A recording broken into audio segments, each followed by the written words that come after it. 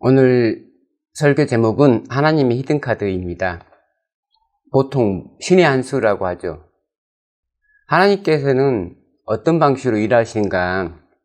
우리는 늘 졸고 있는 교회이고, 그래서 하나님께서는 깨워야 되는데 일어나 라고 하면 안 일어나죠. 그래서 뭐 찬물을 끼얹든지 해서 우리를 일으켜 세워야 돼요. 그런데 각 시대마다 하나님께서는 그런 방식을 썼어요. 예수님께서 유대인들에게 전도를 할 때 사람들을 치료하는데 안식일 빼놓고 다른 날 치료하면 되잖아요. 여세 동안 치료하고 안식일 쉬시면 되잖아요. 근데 왜 굳이 안식일을 골라서 치료하시냐고요. 본인이 하나님의 아들이라는 거 처음부터 밝힐 필요 없잖아요. 어느 정도 좀 사람들의 신뢰가 쌓였을 때 내가 사실 하나님 아들이야 라고 말해도 되는데 왜 굳이 처음부터 하나님의 아들이라고 해서 자기를 하나님과 동등되다고 해서 유대인들의 반감을 사냐는 거죠. 그것이 하나님이 일하는 방식이라는 거예요. 우리가 그냥 신앙생활 잘 하면은 그게 신앙생활을 잘하는 게 아니에요. 신앙생활에는 반드시 핍박이 있어야 돼요. 하나님 정말 우리는 지금 몇십 년 동안 아주 편안하게 저 군대 갔다 오고 뭐 처음 직장생활 때는 좀 힘들었지만 그 후로 뭐 그렇게 신앙 때문에 힘들었다고 생각한 적은 없거든요. 다들 그러잖아요. 뭐 신앙 때문에 힘들어요 지금? 없잖아요. 근데 신앙 때문에 힘들어야 되는 게 사실 그리스도인이잖아요. 이 세상에 주님께서 화평을 주러 오신 것이 아니고 불화를 주러 왔는데 싸우게 하시는데 예수님은 당신의 생애에서 늘 싸웠어요. 진리와 오류는 달라요. 다르기 때문에 진리와 오류는 서로 싸워야 돼요. 빛이 비쳤으면 어두움은 사라져야 되는 거잖아요. 그래서 하나님께서는 각 시대마다 이런 기별들을 주시죠. 지난주에 제가 창세기 1장에 대한 설교를 했는데 왜 하나님께서는 갑자기 뜬금없이 느닷없이 창세기 1장을 꺼내 드셨는가? 창세기 1장 설교가 우리에게 주는 의미가 뭐라고 생각해요? 이사야 55장 6절로 9절 말씀입니다. 너희는 여호와를 만날 만할 때에 찾으라.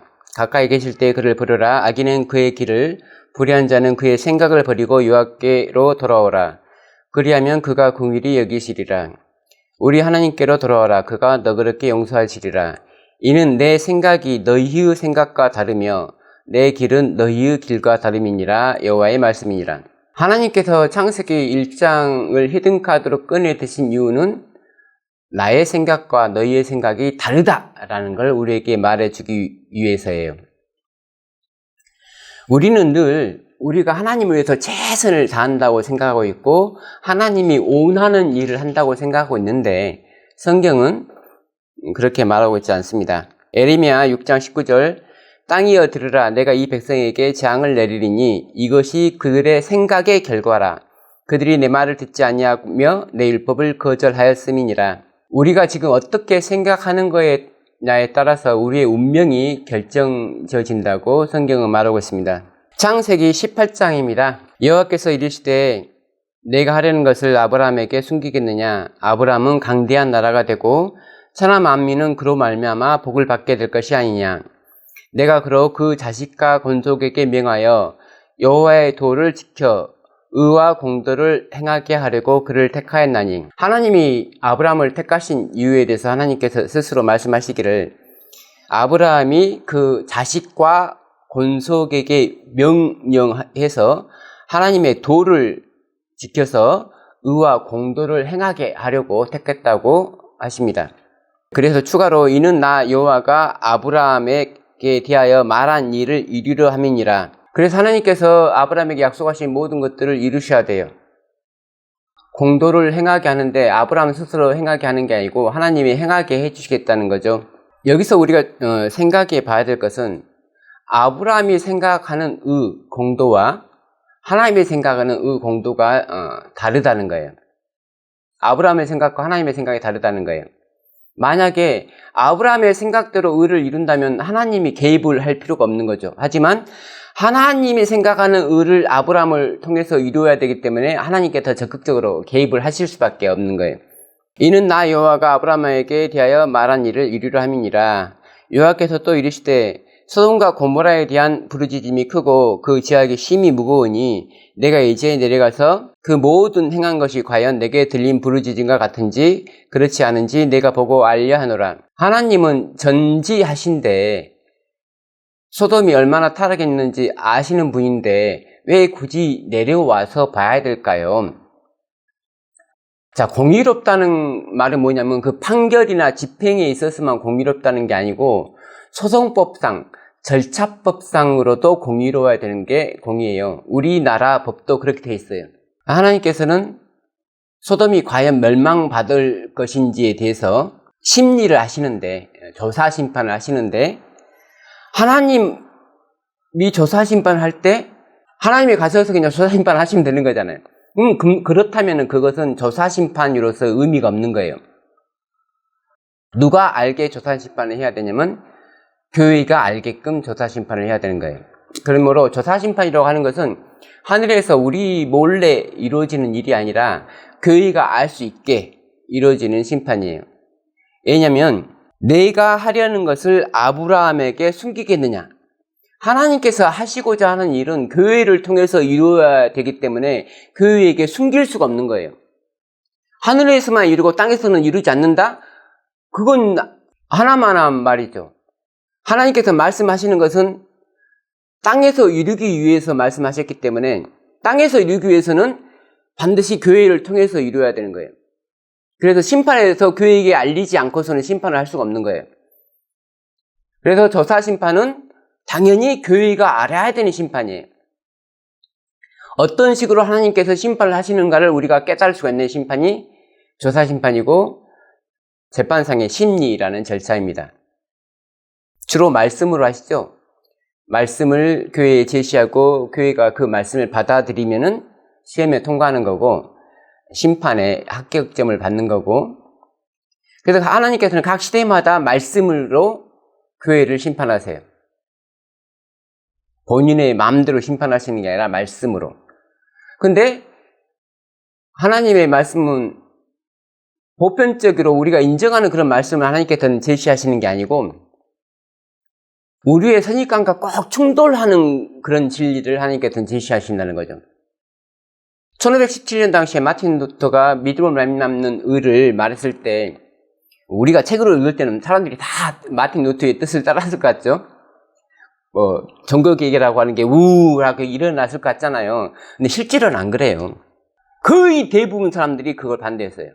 근데 하나님께서 모든 사람들이 반대할 줄 알고 왜 그 기회를 보내셨냐는 거죠. 이슈가 돼야 돼요. 다시 한번 사람들에게 성경을 열고 연구할 수 있는 그런 기회를 하나님께서는 제공하시는 거예요. 사람들의 선입견에 부딪히는 기회를 제시했다고 해서 사람들이 많이 돌아올 거라는 말이 아니고 심판이 정당화되고 심판할 수 있는 이유가 되는 거예요. 1888년에 와그너와 존스라는 두 장로님을 통해서 재림교회에게 어떤 기별을 줬냐면은 믿음으로 말미암는 칭의라는 기별을 줬는데, 우리가 예수님을 믿어야지 구원 받습니다, 그 말은 모든 사람들이 동의하는 말이에요. 만약에 그 기별이 그냥 평이하게 전해졌다면 반대를 안 하겠죠. 그럼 반대를 할 수밖에 없게끔 전해져야 되는 거예요. 갈라디아서 3장 24절 25절 이같이 율법이 우리를 그리스도께로 인도하는 초등교사가 되어 우리로 하여금 믿음으로 말미암아 의롭다 함을 얻게 하려 함이라. 믿음이 온 후로는 우리가 초등교사 아래 있지 아니하도다. 그 당시의 재림교인들은 다 이 초등교사 몽학선생을 도덕률인 십계명이 아닌 다른 율법으로만 해석을 했어요. 제사제도나 정결의식 같은 거로만. 그런데 와그너와 존스가 하는 말이, 여기서 몽학선생, 그 초등교사는 십계명을 포함한 모든 율법이다. 그러니까 십계명도 몽학선생이다 라고 하는 거예요. 그럼 거기에 반발 안 할 재림교인이 어디 있겠냐고요. 왜 반발할 수밖에 없냐면, 안식일은 하나님의 인이고 하나님을 열심히 전하고 있는 교회한테 그 하나님의 인이 율법이고 몽학선생이라고 하니까 그 말이 안 되는 거잖아요. 그래서 그 당시에 내가 있었더라면 나는 그 기별을 받아들였을 것이다 하는 사람은 그 문제가 있는 사람이에요. 우리의 믿음의 근간을 공격하는 거죠. 안식일을 공격하는 거잖아요. 와그너와 존수가. 그럼 당연히 반대해야죠. 근데 결론은 뭐냐면, 결론은 반대하면 안 되는 기별이잖아요. 왜 그러냐면 우리가 갈라디아서 3장 24절 25절을 문맥에 따라서 읽다 보면 십계명이라는 게 분명하게 나와요. 나오는데 우리는 그걸 십계명이 아니라고 막 우기려고 연구를 한 거예요. 우리가 창세기 1장을 읽을 때 과학과 성경은 다르구나라는 걸 우리가 얼마든지 알면서 읽는단 말이에요. 근데 어느 순간부터 그게 반복되다 보니까 그냥 성경에 있는 말 그대로 읽지 않고 엉뚱하게 우리가 읽고 있잖아요. 그러듯이 갈라디아서 3장 24절 25절도 처음에 읽을 때는 이게 십계명을 포함한 도덕률일 수도 있겠다라는 생각을 하지만 결국은 우리는 그것을 의도적으로 도덕률을 뺀 다른 율법으로 해석을 해버리고 말았어요. 그런데 와그너 존수가 왔고 말씀을 보니까 이 말씀은 십계명이 맞다 그거잖아요. 그 십계명의 네 번째 계명인 안식일 계명도 당연히 포함되는 거고 분명히 우리는 안식일이 하나님의 인이니까 인을 받아야지만 사는데 그러니까 안식일을 지켜야지만 구원을 받는데 와그너 존수가 하는 말은 뭐냐면 안식일하고 구원하고는 상관이 없다는 식으로 말하는 거잖아요. 먼저 하나님의 의를 예수 그리스도의 의를 받아들이면 안식일은 우리가 지킬 수 있는 선물이 되는 것이고 우리가 이걸 지킨다고 해서 구원을 받는 게 아니다 그 말이잖아요. 앞뒤를 좀 바꿔놨는데 그러므로 한 번이라도 기별이 우리한테 허위적으로 온 적이 없어요. 유대인들에게 나 하나님의 아들이요라고 오면 누가 반가워하겠냐고요. 안식일에 병을 고치면 어떤 유대인이 반가워하겠냐고요. 안 반가워요. 근데 그렇게 해야 된다고요. 예수님은. 너네들 생각 틀렸어 라고 말을 해줘야 된다고요. 너네의 생각과 나의 생각은 달라라고 말을 해줘야 된다고요. 너네들은 예수 그리스도가 필요한 내가 필요한 죄인들이야 라는 걸 말을 해줘야 돼. 그게 복음이에요. 복음은 곱게 전해지는 게 아니에요. 항상 싸우면서 전해지는 거예요. 그래야지 순교를 하죠. 좋게 전하면 누가 순교해요? 제가 생각하는 거 이렇게 생각합니다. 믿든지 말든지 알아서 하세요. 라고 하면 누가 우리를 핍박해요? 우리가 창세기 1장을 설교 안 하면 누가 우리를 핍박해요? 가령 제가 성화도 설교하고 그러잖아요. 재림교회에서 말하는 성화와 제가 말하는 성화가 다르잖아요. 웨슬리가 말하는 성화와 제가 말하는 성화가 다르잖아요. 그래서 우리를 누가 핍박을 안 하잖아요. 저런 사람이 있구나로 끝나잖아요. 근데 창세기 1장은 핍박을 받을 수 있는 거예요. 첫째 천사 기별인 율리안 밀러의 기별은 또 그 당시의 사람들한테 재림의 시기를 정해줬잖아요. 재림의 시기는 다 몰라야 돼요. 몰라야 되는데 재림의 시기를 정해서 말하는 거잖아요. 예수님 곧 오십니다가 아니고 예수님 몇 월 며칠에 오십니다라고 한 거잖아요. 그래서 싸움이 일어나는 거잖아요. 근데 한 번 써먹은 걸 또 써먹으면 안 되죠. 하나님이 한 번 꺼낸 카드를 또 꺼내는 분이 아니에요. 히든 카드는 우리가 모르는 카드야. 감춘 카드이기 때문에 우리는 모르죠. 하나님 어떤 카드를 꺼낼지. 그래서 제 설교를 듣고 분노하는 것이 정상이야. 그걸 예상하고 배를 깐 거고요. 그래야지 예수님이 빨리 오세요. 그냥 조용히 있다가 어느 날 예수님이 와갖고 우리를 데리고 간 게 아니고 싸움이 돼야 돼요. 싸움이. 우리가 싸움은 안식일로 되는데 짐승의 표와 하나님이는 안식일과 일요일이잖아요. 왜 그걸로 되는데 왜 엉뚱한 걸 제시하냐는 거죠. 안식일은 이미 우리가 알고 있는 패잖아요. 그럼 싸우면 안 되잖아요. 아브라함이 가까이 나아가 이르되 주께서 의인을 악인과 함께 멸하시나이까 그 성 중에 의인 50명이 있을지라도 주께서 그곳을 멸하시고 그 50의인을 위하여 용서하지 아니하시리이까 주께서 이같이 하사 의인을 악인과 함께 죽이심은 부당하며 의인과 악인을 같이 하심도 부당하니이다. 세상을 심판하시는 이가 정의를 행하실 것이 아니니까. 지금 아브라함이 생각하는 정의와 하나님의 생각하는 정의는 굉장히 달라요. 우리는 흔히 소돔성에 대해서 설교하면서 여호와께서 이르시되 내가 만일 소돔성 가운데서 의인 50명을 찾으면 그들을 위하여 온 지역을 용서하리라. 이르시되 내가 10명으로 말미암아 멸하지 아니하리라. 모든 분들이 설교할 때 이래요. 소돔성에 의인 10명이 없어서 소돔성은 멸망했습니다. 마치 의인 10명이 없어서 망한 것이 포커스이듯이 그렇게 설교를 하는 거예요. 근데 이 본문의 말씀은 창세기 18장은 소돔성이 의인이 없어서 정말 타락해서 망했다는 걸 설명하기 위함이라기보다는 아브라함이 생각하는 의와, 그러니까 교회가 생각하는 의와 하나님이 생각하는 의가 차이가 있다는 말이에요. 아브라함이 볼 때는 소돔성에 한 50명 정도 의인이 있었을 것 같아요, 진짜. 근데 혹시 자기가 잘못했을지 모르니까 걔도 숫자를 줄인 거예요. 그리고 10명이라는 숫자로 하나님과 소위 말한 딜을 해놓고 소돔이 멸망할 거라고는 꿈에도 생각 안 하는 거예요. 우리 교회에 이 정도의 의인이 있다. 하나님과 아브라함의 생각 차이는 거의 40년 동안 계속 되는 거죠. 그 말은 아브라함이 거의 40년이라는 기간에 걸쳐서 믿음을 말미암는 의를 깨닫는 과정인데, 우리가 믿음을 말미암는 의를 깨닫기 전까지는 늘 하나님과 다른 생각을 해야 된다는 그런. 창세기 17장 1절 2절 아브라함이 99세 때에 여호와께서 아브라함에게 나타나서 그에게 이르시되 나는 전능한 하나님이라 너는 내 앞에 행하여 완전하라. 내가 내 언약을 나와 너 사이에 두어 너를 크게 번성하게 하리라 하시니, 참과 거짓을 우리가 다른 언어로 설명할 때 의와 죄, 그 다음에 거룩함과 속된 것, 그 다음에 깨끗한 것과 더러운 것, 정한 것과 부정한 것, 그렇게 좀 바꿨죠. 또 선한 것과 악한 것, 좋은 것과 나쁜 것, 미운 것. 또 무슨 말이 있겠어요? 완전한 것과 불완전한 것. 의롭다는 건 완전하다는 거예요. 또 뭔 말이 있을까요? 빛과 어둠. 빛은 진리를 뜻하는 말이고 어둠은 오류를 뜻하는 말이에요.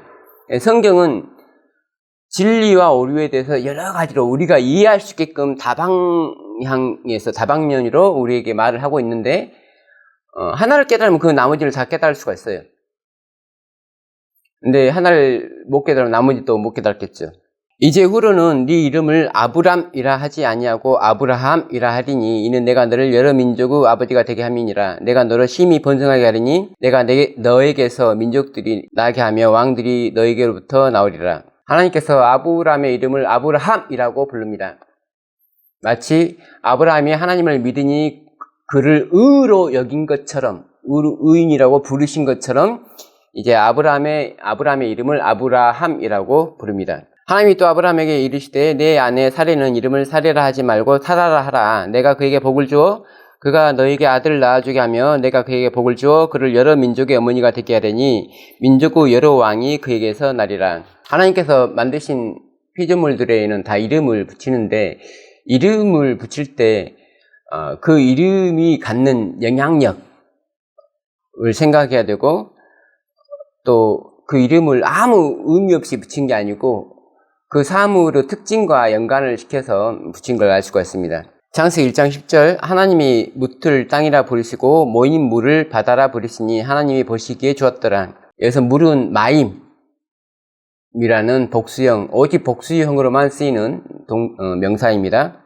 이 마임에다가 히브리어 요드, 콤마, 1.1에 갈 때 그 점 하나를 찍으면은 얌밈이 됩니다. 바다를 뜻하는 얌밈. 그래서 히브리어를 사용하는 이스라엘 사람들은 얌밈 하면, 바다 하면, 이건 물로 만들어진 게, 물이 모여서 만든 게 바다구나라고 문자적으로 바로 이해할 수 있는 겁니다. 창세기 2장 7절 여호와 하나님이 땅의 흙으로 사람을 지으시고 생기를 그 코에 불어넣으시니 사람이 생명이 되니라. 여기서 땅을 아다마, 히브리어로 아다마라 합니다. 아다마의 흙으로 아담을 만드시고 라는 뜻이에요.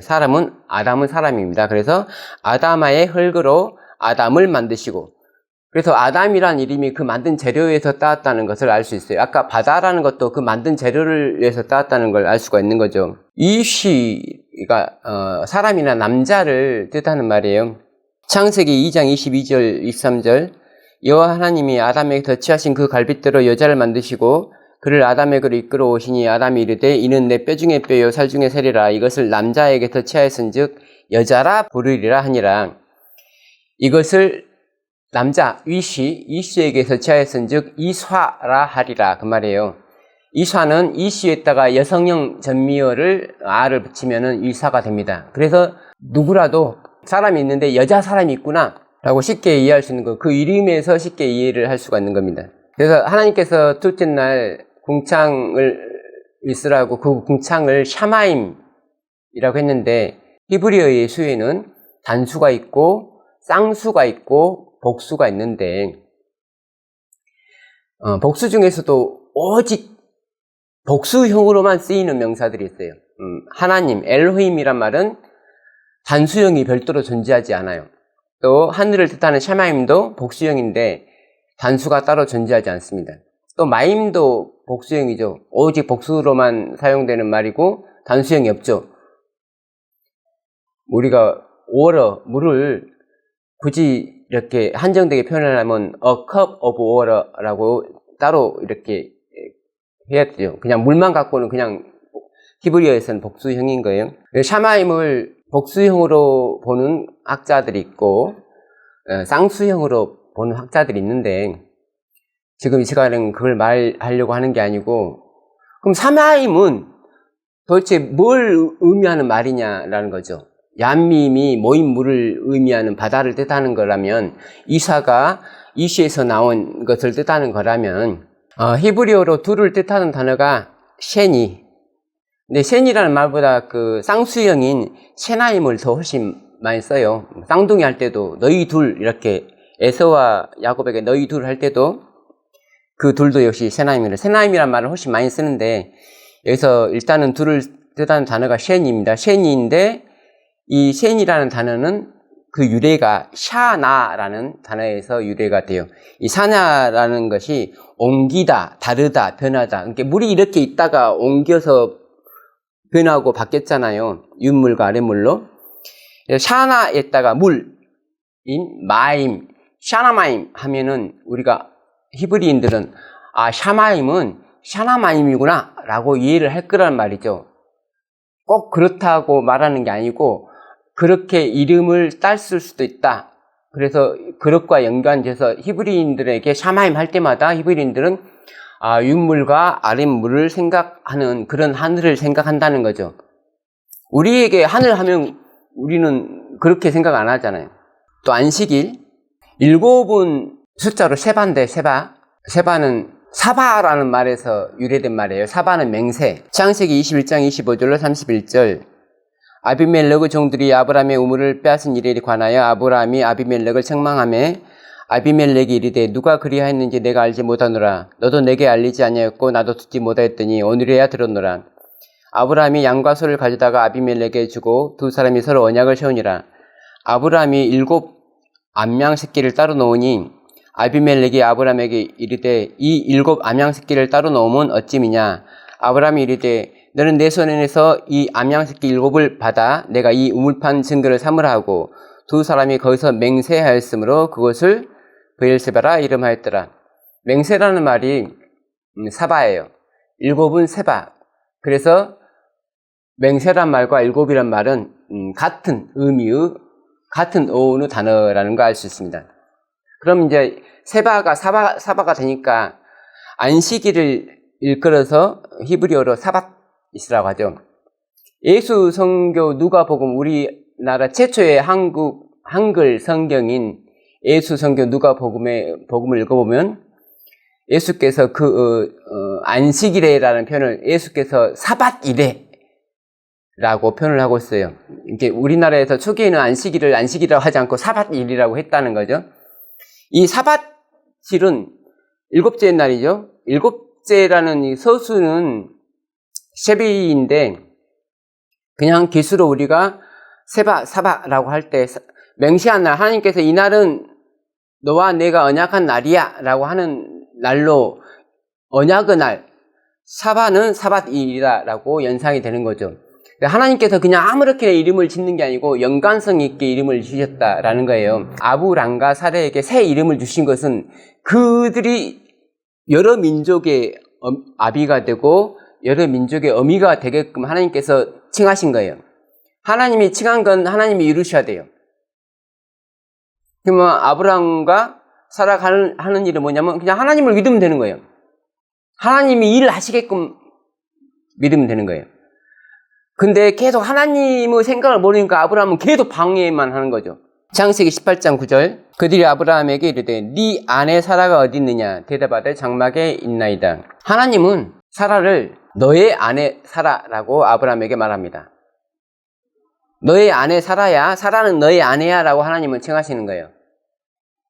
근데 아브라함은 창세기 20장 그의 아내 사라를 자기 누이라 하였으므로 그랄랑 아비멜렉이 사라를 보내어 사라를 데려갔더니 9절입니다. 아비멜렉이 아브라함을 불러서 그에게 이르되 네가 어찌하여 우리에게 이렇게 하느냐 내가 무슨 죄를 내게 범하였기에 네가 나와 내 나라가 큰 죄에 빠질 뻔하게 하였느냐 네가 합당하지 아니한 일을 내게 행하였도다 하고 아비멜렉이 또 아브라함에게 이르되 네가 무슨 뜻으로 이렇게 하느냐 아브라함이 이르되 이곳에서는 하나님을 두려움이 없으니 내 아내로 말미암아 사람들이 나를 죽일까 생각하였으며 또 그는 정말로 나의 이복 누이로서 내 아내가 되었음이니라. 아브라함은 물론 내 아내인데 내 아내이기도 하지만 내 이복 누이잖아요. 내 여동생 맞네.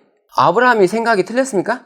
그럼 하나님이 네 아내 사라라고 하는 거는 진리가 아니겠네요. 아브라함의 항변에 의하면 거의 완벽한 진리가 안 되겠잖아요. 우리가 그 믿음이라고 하는 게 뭐냐면은 틀리지 않으면 믿음이 아니라 맞아야지 믿음인 거잖아요. 내가 가지고 있는 것이 오류가 아니기 때문에 참된 믿음이 아니라 내가 가지고 있는 게 진리이기 때문에 참된 믿음이 돼야 된단 말이에요. 틀리지 않으려면 가만히 있으면 안 틀리는 거예요. 근데 맞으려면 뭔가를 해야지 맞는 거예요. 그래서 유대인들이 안식일에 뭔가를 안 해야지 되는 걸로 생각해서 계속 안 해야 하는 규율을 만드는 거예요. 걷지도 안 해야 되고 묵은 걸 들지도 안 해야 되고. 근데 예수님은 안식일에 뭘 해야 되는가를 알려주는 거예요. 자, 엿새 동안 너네 날이야. 너네가 할 수 있는 날이고 7째 날은 내 날인데 내가 하는 일을 너네가 해야 돼. 그 말이에요. 하나님이 해야 될 일을 우리가 대신 해야 되는 거예요. 그날은. 근데 유대인들은 안 하려고 했어요. 뭘 안 하려고. 그럼 하나님의 뜻과 반대가 되는 거잖아요. 하나님께서 아내라고 네 아내라고 부른 것을 아브라함은 내 여동생이라고 불렀단 말이에요. 그럼 하나님의 생각과 아브라함의 생각은 다르다는 거죠. 1930년경에 어떤 사람이 전도를 받고 예수님을 믿었어요. 근데 목사님이 설교하실 때 예수님은 의의 태양이십니다 라고 설교를 하셨어요. 그래서 그 설교를 들은 날부터 이렇게 보니까 태양을 보니까 정말 예수님 생각이 나고 그분은 날마다 동쪽을 향해서 기도하고 날마다 동쪽을 향해서 예수님 어서 오세요라고 이렇게 허리를 숙여서 예수님께 절도 하고 교회 와서도 동쪽을 보고 이렇게. 근데 어느 날 법령이 내렸어요. 앞으로 모든 교회는 동쪽을 향하여 동쪽에 있는 신사를 향하여 허리를 숙여서 경배하라는 법이 내렸어요. 근데 이 사람은 지금까지 그 법이 내리기 전에도 계속 했어요. 근데 그 법이 내린 후로는 하면 돼요, 안 돼요? 지금까지 계속 한 거야. 나는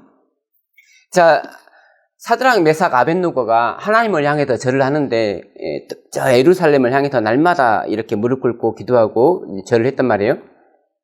그런데 어느 날 법령이 내렸어요. 하필 그 방향이 똑같이 신상을 세워놓고 이 신상에 절하라 했어요.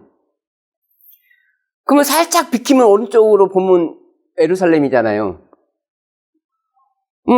나는 사실 신상한테 절한 게 아니고 하나님께 절한 거야 라고 할 수 있는데 왜 절을 안 하고 버티냐고요.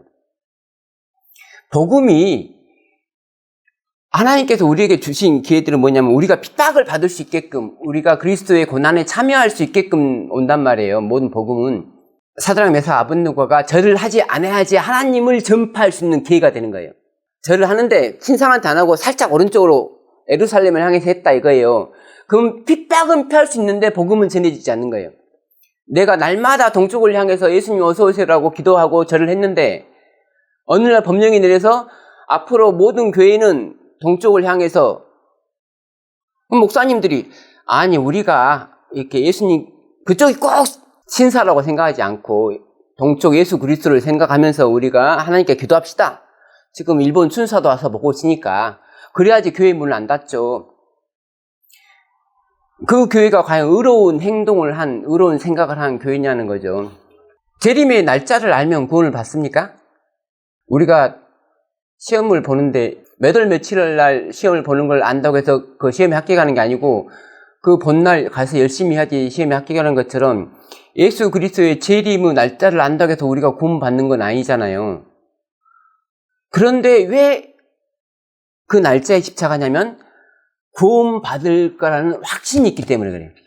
예수님께서는 왜 날짜를 안 정하시냐면 그 날짜가 여러분을 구원하지 못하기 때문에 안 정하세요. 예수님이 안 정했는데 우리는 왜 정할까? 날짜가 우리를 구원한다고 생각하는 사람들이 있는 것 같습니다. 제가 믿음을 하면 의를 깨닫는 데는 시간이 걸린다라고 했는데 사실 시간이 걸리기도 하지만 그 시간이 안 걸리는 것이 이 믿음을 알면 의예요. 어떤 사람은 1분 만에도 깨닫고 어떤 사람은 40년이 돼야지 깨닫고 하는 거예요. 우리의 믿음의 조상이 그렇게 오래 걸렸다는 거지. 사도행전 16장 27절로 34절 말씀입니다. 간수가 자다가 깨어 옥문들이 열린 것을 보고 제수들이 도망한 줄 생각하고 칼을 빼어 자결하게 하려 하거늘 바울이 크게 소리질러 이르되 네 몸을 상하지 말라 우리가 다 여기노라 하니 간수가 등불을 달라고 하며 뛰어들어가 무서워 떨며 바울과 실라 앞에 엎드리고 그들을 데리고 나가 이르되 선생들이여 내가 어떻게 하여 구원을 받으리까 하거늘 이르되 주 예수를 믿으라 그리하면 너와 내 집이 구원을 받으리라 하고 주의 말씀을 그 사람과 그 집에 있는 모든 사람에게 전하더라. 그 밤 그 시각에 간수가 그들을 데려다가 그 맞은 자리를 씻어주고 자기와 그 온 가족이 다 침례를 받은 후 그들을 데리고 자기 집에 올라가서 음식을 차려주고 그와 온 집안이 하나님을 믿음으로 크게 기뻐하니라. 그 밤중에 다 끝났어요. 구원이. 하루 걸린 것도 아니고. 구원은 깨닫기만 하면 순식간에 이루어지는 거예요. 여러분은 항상 십자가상의 강도를 부러워하는데 십자가상의 강도가 가지고 있는 믿음 말씀은 누구든지 구원을 받습니다. 근데 그가 가지고 있는 믿음은 얼마나 대단한 믿음이었냐면은 예수님을 3년 동안 졸졸 따라다닌 모든 제자들이 그를 버리고 도망갔고 요한은 그 밑에 있었습니다만 자기를 왕이라고 떠들던 그 백성들도 안 보이고 모든 사람이 그를 배반한 그때에 이제 십자가에 못 박혀서 곧 죽을 사람한테 하나님의 아들이여 당신의 나라에 임하시거든 나를 기억해 주세요. 곧 죽을 사람한테 아무런 희망이 안 보이는 사람한테 그게 믿음이에요. 우리가 볼 때 우리의 눈으로 볼 때는 아무런 희망이 안 보이지만 믿음의 눈으로 볼 때는 그분이 메시아라는 걸 발견할 수 있는데 그 믿음이 제자들도 없었던 그 믿음이 강도에게 있었던 거예요. 그 믿음이 그를 구원하는 겁니다. 근데 그 믿음에 대해서 예수님이 설명하면서 나만 장군을 예를 들죠. 그 당시에 수많은 문둥이들이 나병 환자들이 이스라엘에 있었는데 한 사람도 못 고침을 받았다. 고침 못 받고 시리아 장군 나만이었다. 그런 예들을 드는 거예요. 그만큼 정말 하나님을 믿는다는 교회 내에서는 믿음이 없는 거죠. 요엘 2장 23절 시온의 자녀들아 너희는 너희 하나님 여호와로 말미암아 기뻐하며 즐거워할지어다. 그가 너희를 위하여 비를 내리시되 이른 비를 너희에게 적당하게 주리니 이른 비와 늦은 비가 예전과 같을 것이라. 여기서 이른 비는 함모레 리스타카 우리가 차타크 많이 들었죠. 의. 그래서 함모레 리스타카는 의의 교사입니다. 모레라는 말이 비도 되지만 교사라도 뜻이 그래요. 두 번째 나온 이른비는 겟셈모레라고 이렇게 쓰고 있고 리츠다카가 뜻하는 말은 적당하게 적당한 이른비를 줄이니 그 말이에요. 적당한 이른비. 그래서 적당한 이른비가 의의 교사라는 뜻이에요. 누구를 우리에게 의의 교사로 주신다고요? 여기서 비가 상징하는 건 의의 교사인데 누가 의의 교사냐고요? 성령님이죠. 마태복음 5장 6절 의에 줄이고 목마른 자는 복이 있나니 그들이 배부를 것이며 우리가 의를 못 깨닫는 이유 중 하나가 의에 줄이고 목마르지 않아서입니다. 내가 너희에게 이르노니 너희 의가 서기관과 바리새인보다 더 낫지 못하면 결코 천국에 들어가지 못하리라. 천국은 의로워야지 들어갈 수 있는 곳입니다. 의인만이 갈 수 있는 곳입니다. 근데 우리가 생각하는 의와 하나님의 생각하는 의가 다르다고 성경은 말합니다. 그래서 하나님의 의를 얻기 위해서는 의에 줄이고 목말라야 되는 거예요. 그랬을 때 성령님께서 말씀을 통해서 우리에게 배부름을 선물해 주시는 거예요. 우리를 가르치시는 분은 성령님이세요. 히브리서 4장 12절 하나님의 말씀은 살아있고 활력이 있어 좌우의 날선 어떤 검보다도 예리하여 hum과 영과 및 관절과 골수를 찔러 쪼개기까지 하며 또 마음의 생각과 뜻을 판단하나니. 하나님의 말씀을 통해서 우리의 생각은 판단받을 수가 있습니다. 말씀이 우리의 마음의 생각과 뜻을 판단합니다. 그래서 말씀이 제시될 때 그 말씀을 거절하는 사람들에 대해서 예수님께서는 다만 너희가 하나님을 사랑하는 마음이 없음을 내가 알았다 그 말이에요. 요한복음 1장 읽겠습니다. 태초에 말씀이 계시니라 이 말씀이 하나님과 함께 계셨으니 이 말씀은 곧 하나님이시니라. 그가 태초에 하나님과 함께 계셨고 만물이 그로 말미암아 지은 바 되었으니 지은 것이 하나도 그가 없이는 된 것이 없느니라. 그 안에 생명이 있었으니 이 생명은 사람들의 빛이라. 빛이 어둠에 빛이 되어 어둠이 깨닫지 못하더라. 성경에 창조 전에 영원 전에라는 표현이 있는데 지금 요한은 태초에란 말을 끝내들고 있잖아요. 이 말은 하나님이 태초부터 존재했다는 의미로 사용한 것이 아니고 하나님은 영원 전부터 창세 전부터 계신 분이고 여기서 태초라는 말을 언급한 것은 태초에 만든 빛 때문에 그러는 거예요. 태초에 창조 활동이 시작되는데 그 창조 중에서 빛이 오늘 제가 말하는 진리다. 진리의 빛이 왔을 때 오류로 가득 차 있던 세상에 진리의 빛이 비쳤을 때 아 우리가 오류구나 하고 진리의 빛으로 나와야 되는데 참 빛 곧 세상에 와서 각 사람에게 비추는 빛이 있었나니 그가 세상에 계셨으며 세상은 그로 말미암아 지은 바 되었으되 세상이 그를 알지 못하였고 자기 땅에 오매 자기 백성이 영접하지 아니하였으나 그 말이에요. 빛이신 세상을 창조하시고 빛과 진리 되신 예수 그리스도를 거절했다. 예수 그리스도를 받아들일 때는 은혜와 진리가 충만한데 은혜와 진리를 거절하는 거예요. 6절 하나님께로부터 보내심을 받은 사람이 있으니 그의 이름은 요한이라. 그가 증언하러 왔으니 곧 빛에 대하여 증언하고 모든 사람이 자기로 말미암아 믿게 하려 함이라. 그는 이 빛이 아니요 이 빛에 대하여 증언하러 온 자라. 각 시대에 빛은 아니고 빛을 증언하는 사람들이 각 시대에 있었는데 요한은 예수님 바로 직전에 빛을 증언한 거죠. 그 전에 선지자들도 당연히 예수 그리스도를 증언하는 사람들이고 성경이 내게 대하여 말했다 했잖아요. 그래서 모세로부터 더 길게 아벨로부터 아담으로부터 지금까지의 침례 요한까지 모든 예언의 영이 예수 그리스도를 참 빛이라고 증거를 하는 겁니다. 2장 29절로 34절 이튿날 요한이 예수께서 자기에게 나아오심을 보고 이르되 보라 세상죄를 지고 가는 하나님의 어린 양이로다. 내가 전에 말하기를 내 뒤에 오는 사람이 있는데 나보다 앞선 것은 그가 나보다 먼저 계심이라 한 것이 이 사람을 가리킴이라. 나도 그를 알지 못하였으나 내가 와서 물로 침례를 베푸는 것은 그를 이스라엘에 나타내려 함이라 하니라. 요한이 또 증언하여 이르되 내가 보매 성령이 비둘기같이 하늘로부터 내려와서 그 위에 머물렀더라.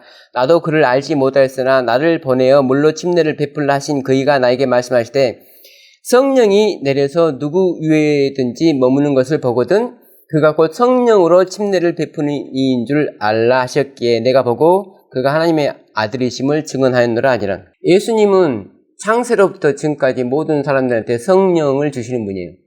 성령으로 침례를 베푸시는 분이에요. 물과 성령으로 거듭나지 아니하면 너희들이 하나님의 나라를 들어올 수 없고 볼 수가 없다는 거예요. 우리는 그래서 성령으로 거듭나야 되는 거죠. 태초에 하나님께서 천지를 창조하실 때 하나님의 영이 수면에 운행하셨잖아요.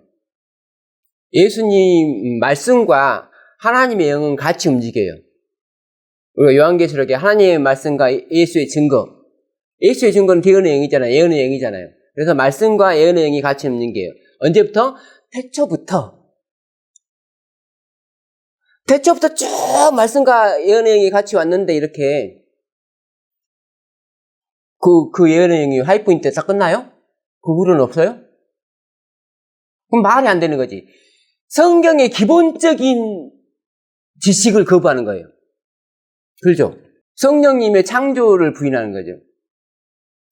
하나님의 이름이 여호와잖아요. 여호와가 동사형에서 출발한 이름인데 하야라는 기본형이 있어요. 창세기 1장 2절에서 땅에는 혼동이 있고 공허가 있다. 그런 뜻이에요. 있었다. 이거는 완료형이에요. 그러니까 그때만 혼동과 공허가 있었고 그 후로는 이제 없다는 거잖아요. 1장 3절에 빛이 있으라 할 때가 에히 오르예요. 에히. 이거는 미완료형. 미완료형은 무슨 말이냐면 빛이 그때만 있는 게 아니고 그 다음날도 있고 그 다음날도 있고 그 다음날도 계속 있잖아요. 오늘도 있고 내일도 있고 모레도 있을 거잖아요. 이게 완료가 되면 빛은 그날만 있고 없어지는 거예요. 근데 미완료기 때문에 계속 있는 건데 하나님 이름이 이 에히라는 말에서 나온 에흐에잖아요. 그래서 하나님은 스스로 있는 분인데 어저께만 있고 있었으면 완료형이 돼버리죠. 근데 오늘도 있잖아요. 내일 또 있어야 되고 모레도 있어야 되고 계속 있잖아요. 그래서 미완료형을 쓰는 거예요. 하나님 이름도. 근데 A란 말이 있다란 말이 하나님은 스스로 있다. 그러니까 누가 만들지 않고 본인 스스로 있는 걸 A라고 하잖아요. 그러니까 하나님만이 홀로 스스로 있는 분이고 그 외의 모든 피조물들은 하나님이 만들어야지만 있는 거잖아요. 그래서 창세기 1장 2절에 혼돈과 공허가 있었는데 이 혼돈과 공허가 스스로 있었다면 이 혼돈과 공허가 하나님이 되는 거예요. 근데 스스로 계신 분은 오직 여호와 하나님 한 분이시잖아요. 그래서 1장 2절에 혼돈과 공허는 만들어진, 창조된, 임시로 창조된 혼돈과 공허라는 것을 우리가 알 수가 있는 거죠. 자, 16장, 요한복음 16장, 내가 이것을 너에게 이름은 너희로 실족하지 않게 하려 함이니 사람들이 너희를 출교할 뿐 아니라 때가 이르면 무릇 너희를 죽이는 자가 생각하기를 이것이 하나님을 섬기는 일이라 하리라. 그들이 이런 일을 할 것은 아버지와 나를 알지 못함이라. 오직 너희에게 이 말을 한 것은 너희로 그때를 당하면 내가 너희에게 말한 이것을 기억나게 하려 함이요. 처음부터 이 말을 하지 아니한 것은 내가 너희와 함께 있었음이라. 그러나 내가 너희에게 실상을 말하노니 내가 떠나가는 것이 너희에게 유익이라. 내가 떠나가지 아니하면 보혜사가 너희에게로 오시지 아니할 것이요. 가면 내가 그를 너희에게로 보내리니 그가 와서 죄에 대하여 의에 대하여 심판에 대하여 세상을 책망하시리라. 예수님의 말씀은 기록되어 있죠. 예수님은 하늘에 가셨지만 예수님의 말씀은 기록되어 있죠. 그럼 성령님께서 오시는 이유는 뭐냐면 그 말씀을 통해서 역사하시기 위해서 예수님이 하신 말씀을 이루시기 위해서 성령님께서 지금 일을 하시는 거예요. 예수님께서 빛이 있으라 하시면 말씀이시니까 빛이 있으라 하시면 빛이 있게끔 성령님께서 같이 해야지 빛이 있는 거예요. 그래서 태초에 그가 없이는 하나도 된 것이 없다고 하는 것처럼 성령님이 없이는 하나도 이루어질 수가 없는 거예요. 창조는 아버지 하나님만 하는 일이 아니고 아들 하나님만 하는 일이 아니고 성령 하나님까지 삼위가 있어야지 완성이 되는 것처럼 구속의 사업도 삼위 하나님이 하시는 거예요. 그분 중에 한 분이라도 빠지면 이건 구속이 완성이 될 수가 없어요. 그런데 이제 예수의 영, 제가 하나님께서 아들에게 주시고 아들이 성령에게 주시는 체계를 쓰기 때문에 이 성령을 예수의 영이라고 부르는 거예요. 죄에 대하여라 하면 그들이 나를 믿지 아니하며 의에 대하여라 하면 내가 아버지께로 가니 너희가 다시 나를 보지 못하며 심판에 대하여라 하면 이 세상 임금이 심판을 받았음이라. 내가 아직도 너희에게 이를 것이 많으나 지금은 너희가 감당하지 못하리라. 그러나 예수님께서 아직 뭔 이런 말씀들이 있다는 거예요. 근데 그러나 진리의 성령이 오시면 그가 너희를 모든 진리 가운데로 인도하시리니 내가 너희들한테 말하지 않는 것도 내가 성령을 통해서 말해주겠다, 깨닫게 해주겠다 그 말이에요. 그가 스스로 말하지 않고 오직 들은 것을 말하며 장래일을 너희에게 알리시리라. 그가 내 영광을 나타내리니 내 것을 가지고 너희에게 알리겠음이라. 무릇 아버지께 있는 것은 다 내 것이라. 그러므로 내가 말하기를 그가 내 것을 가지고 너희에게 알리시리라 하였노라. 하나님 것이 다 예수님 거고 예수님 것을 다 성령님께 주셨기 때문에 성령님이 그것 가지고 우리한테 말을 해주시는 거예요. 예수님이 있었을 때는 사람들한테 성령이라는 존재를 말할 필요가 없었어요. 왜냐면 예수님이 모든 것을 해주니까. 예수님이 오시는 이유는 빛으로 오셨잖아요. 그래서 의가 무엇인지를 사람들한테 예수님이 직접 말해주는 거예요. 이것은 옳은 거야, 이것은 틀린 거야. 부자 법관이 예수님한테 와갖고 선한 선생님이여 하니까 나 선한 선생님이라고 하지 마라. 선한 분은 하나님이 한 분이시다. 그 말은 예수님이 나는 안 선해라는 뜻이 아니고 하나님이 선하다고 해야 되는 것만 선해야 되기 때문이에요. 선과 악의 개념은 사람이 정하는 게 아닌데 이 사람은 지금 왔고 선과 악의 개념을 자기가 정했단 말이에요. 내가 보니까 예수님 정도면 선한 분이야. 하나님 보시기에 예수님이 선한 분이어야 되지 사람이 볼 때 예수님이 선한 분이면 안 되는 거예요. 그래서 나보다 선하다고 하지 마라 그 말이에요. 예수님이 있을 때는 예수님께서 의에 대해서 말을 해줄 수가 있었는데 예수님이 없잖아요. 그래서 의에 대하여라 하면 내가 아버지께로 가니 너희가 다시 나를 보지 못하며, 그러니까 예수님이 없으니까 성령님께서 대신 의에 대해서 알려줘야 되죠. 그래서 요엘서 2장 23절 말씀처럼 의의 교사이신 성령님이 우리 마음에 먼저 이른비로서 와야 되는 거예요. 이른비가 교회사적으로도 이른비가 있지만 개인의 생애에 있어서도 이른비가 있어야 되는 거예요. 그럼 그 성령님으로 우리가 말씀을 읽을 때 그 성령님이 우리를 진리로 인도해 간다는 거예요. 그걸 우리가 예언의 영이라 한다고요. 근데 예언의 영이 하이프인데 끝나버리면 그럼 우리는 지금 무슨 정신으로 성경을 읽고 있냐고요. 우리는 성령에 거하는 성소죠.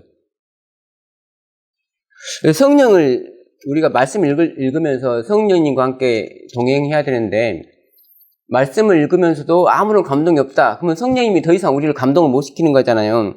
마태복음 12장 31절 32절 그러므로 내가 너에게 이르노니 사람에 대한 모든 죄와 모독은 사하심을 얻되 성령을 모독하는 것은 사하심을 얻지 못하겠고 또 누구든지 말로 인자를 거해가면 사하심을 얻되 누구든지 말로 성령을 거해가면 이 세상과 오는 세상에서도 사하심을 얻지 못하리라. 모든 죄, 예수 그리스도를 부인하는 것도 죄가 아니라고 해요. 근데 왜 예수님을 거역한 유대인들이 죄인이 됐냐면 예수 그리스도와 함께 역사하시는 성령의 역사를 깨닫지 못했기 때문에 죄인이 되는 거예요. 마태복음 12장 28절과 34절, 37절 방금 읽어드린 성경절들의 앞부분과 뒷부분 말입니다. 그러나 내가 하나님의 성령을 힘입어 귀신을 쫓아내는 것이면 하나님의 나라가 이미 너희에게 임하였느니라.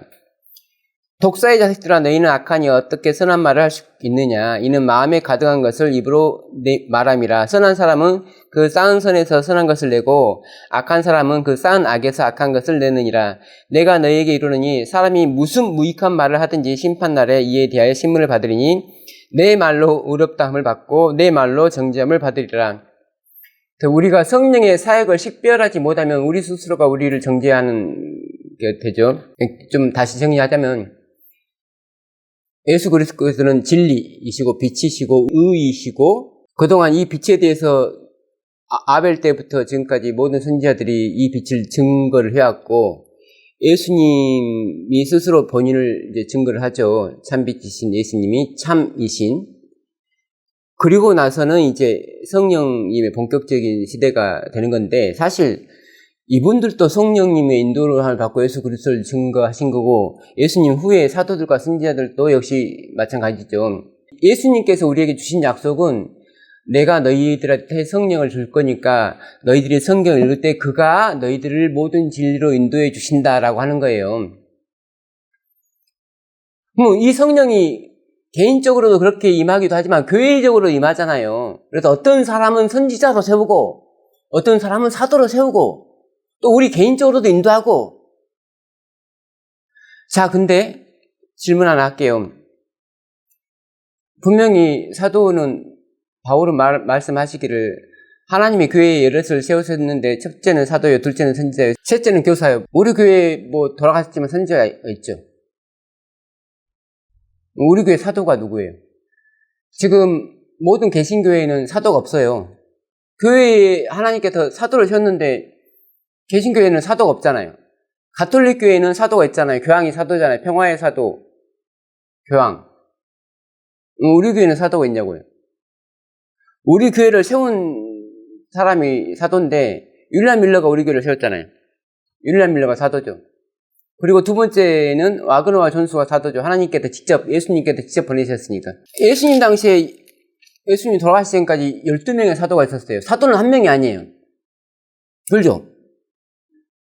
하나님께서 너네 교회의 사도는 한 명이 하라고 안정해줬고 12명이야. 사도는 12이라는 숫자는 충만한 숫자잖아요.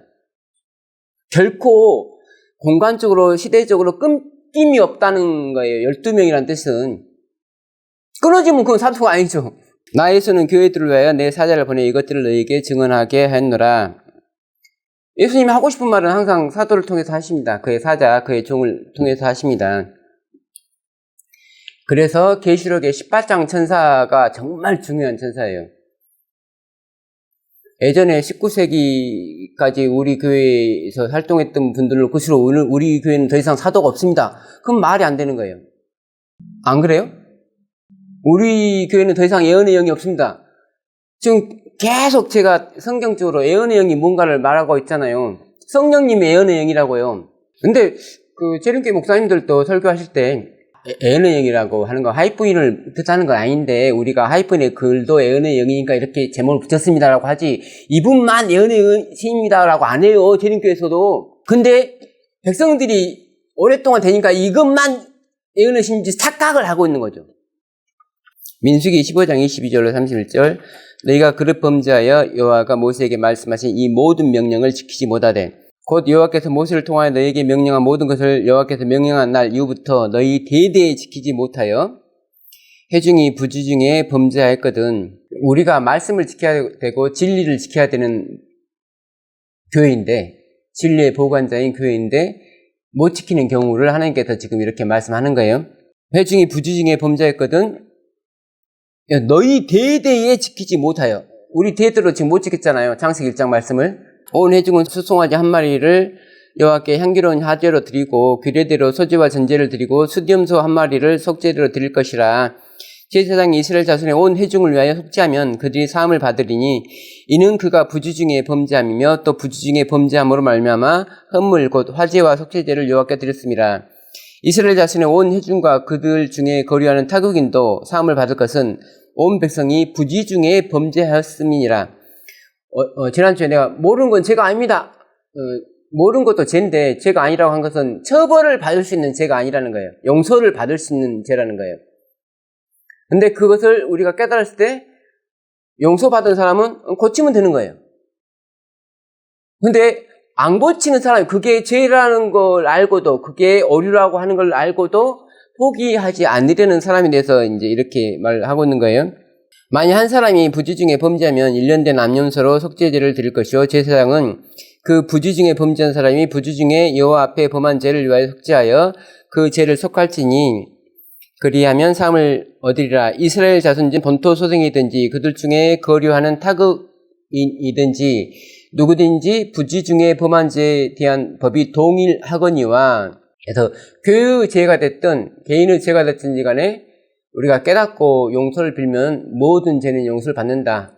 그래서 원래는 우리가 하나님의 법을 지키지 못함으로써 하나님의 생각과 우리의 생각이 이렇게 달랐는데 이제 우리가 이것이 우리가 지금까지 오류에 있었구나 라는 생각으로 하나님의 생각과 같이 하면 그것이 곧 용서고 용서를 받았기 때문에 생각을 바꿀 수가 있다는 거죠. 용서는 하나님의 선물이고 믿음도 하나님의 선물이기 때문에 우리가 계속 거역한다는 것은 하나님의 선물을 거역한다는 뜻이고 우리가 생각을 바꿨다는 것은 하나님께 용서를 받았다라는 거죠.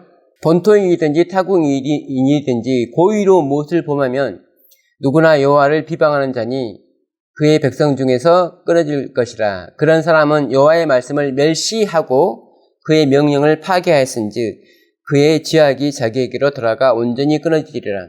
하나님 말씀대로 못 사는 경우가 많지만 우리가 주신 은혜에 따라서 회복이 되는 거죠. 말씀대로 살 수 있는 은혜와 능력을 주시는데 그냥 처음부터 나는 하나님의 말씀대로 살고 싶지 않아요 라고 하거나 하나님이 확실하게 제시한 기별, 그 진리를 받아들이기 위해서는 우리가 그동안 가지고 있던 선입견을, 우리의 자아를 굴복을 시켜야 되잖아요. 와그너와 존스의 기별을 받아들이려면 우리가 우겼던 율법이라고 하는 게 십계명을 뺀 다른 율법이 아니라 십계명을 포함한 율법이라는 걸 우리가 받아들여야 되는 거잖아요. 또 지금까지 여러 선지자들이 전해왔던 기별들도 우리 선입견들과 부딪힐 때 우리가 그걸 받아들일 수 있으려면 우리의 생각을 버리고, 불의한 자는 그 생각을 버리고 하나님의 생각을 받아들이면 되는 거잖아요. 근데 받아들이지 않고 계속적으로 하나님의 말씀을 거절하면 하나님께서도 어떻게 방법이 없다는 거죠. 성령님이 우리 마음을 바꿔놔야 되는데, 우리를 새로운 사람으로 바꿔야 되는데, 그러려면 말씀을 통해서 우리를 바꿀 수밖에 없는데, 우리의 생각을 말씀을 통해서 바꿀 수밖에 없는데, 우리가 그 말씀을 거절하면 성령님께서는 우리를 바꿀 수가 없다는 거예요. 그것이 성령을 해방하는 죄라는 거죠. 하나님께서 일하실 기회를 우리가 드리지 않았기 때문에, 하나님이 너 이랬지? 하고 포기하는 게 아니고 우리가 하나님을 거절하는 거예요. 하나님께서 우리에게 히든카드를 내미신 것은, 우리의 생각이 하나님의 생각과 다르구나.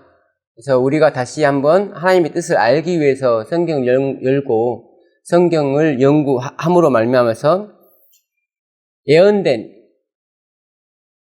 경건의 부흥, 마지막 때 교회가 예수님을 맞이하기 위해서는 경건의 부흥이 일어나야 되는데, 그 경건의 부흥은 성령님이 하시는 거고, 그 성령님은 말씀을 통해서 역사하시는 거예요. 그래서 우리가 지금까지 해보지 않았던 방법으로 다시 성경을 연구하게 되면은 경건의 부흥이 일어나는 거죠.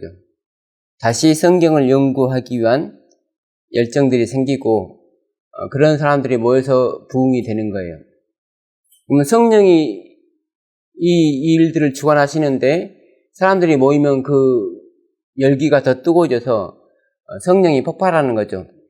그게 이제 늦은 비가 되는 거예요. 그래서 늦은 비가 내리기 위해서는 반드시 먼저 말씀으로 돌아가는 운동이 먼저 일어나야 된다는 거예요.